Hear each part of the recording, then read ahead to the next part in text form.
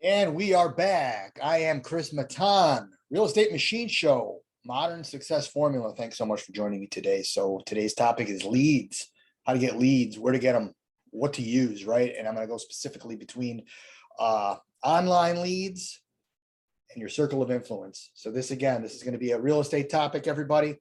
And there's everybody wants leads. That's the name of the game, right? Where are we going to get the leads? We need leads to make sales. We need sales to make commissions. We need commissions to make money. We need money to live and love and all that stuff.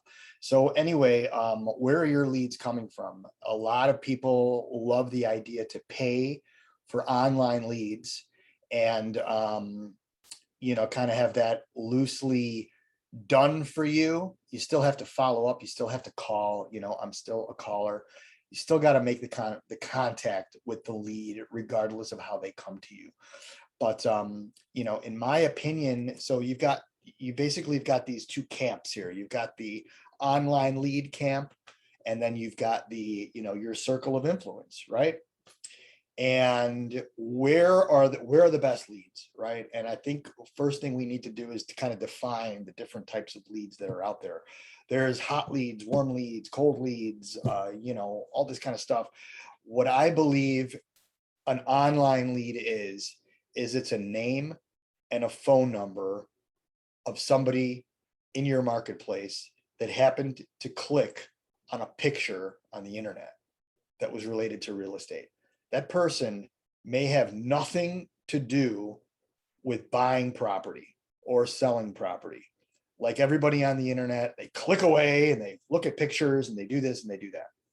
So online leads, some of them are very, very good and some of them are not good at all. And some of them, you just kind of have to nurture.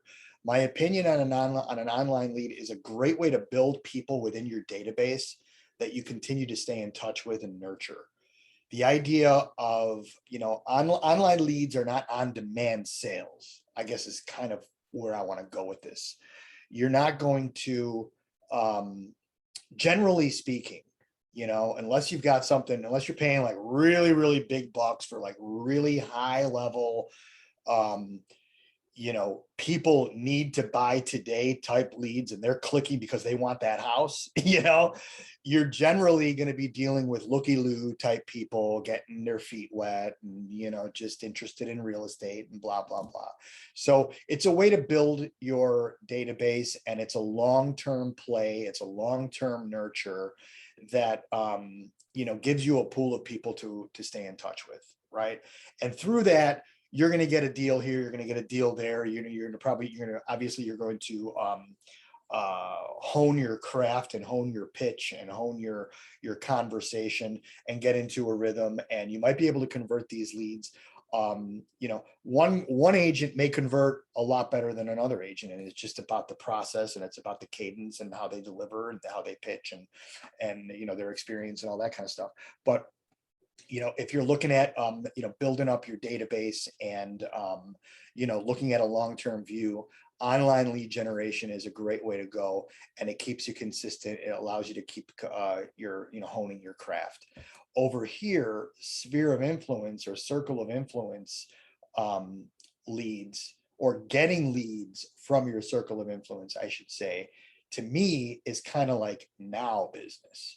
That's a conversation. These are people that people know you, they trust you, they like you.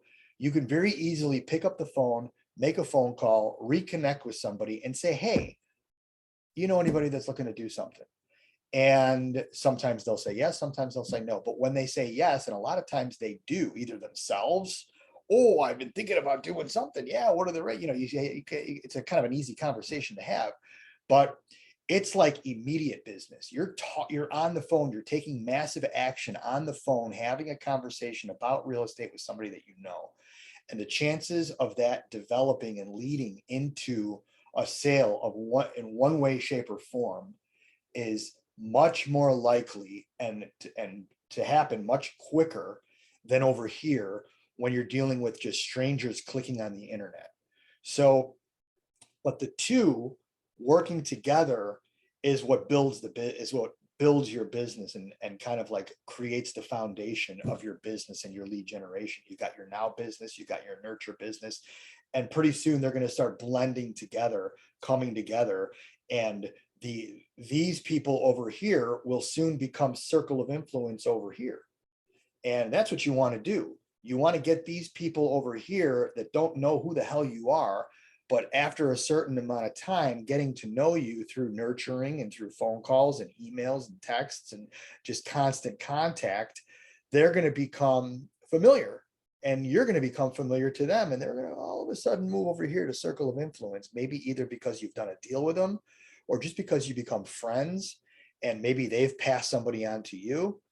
And that's the ultimate goal, is you want to get this bowl of people over here into this bowl of people and keep growing this bowl of people, and at the same time let the technology work to continue to fill this pipeline. Right? I think it kind of makes sense. Right? Now, getting the whole process behind it and stuff like that, and the consistency and how you're communicating with these people and when and for how long, and tracking all that, and the CRM, all that technology goes into all this. But the fundamentals are, when you're dealing with online leads, this is a longer term play. When you're dealing with circle of influence, this is an on-demand business. And that's the way that I look at it. Ultimately, blend those two together, fill those cups, keep filling those cups, filling those bowls, and you're going to have a great business. I hope that was helpful, and we will talk to you all very, very soon.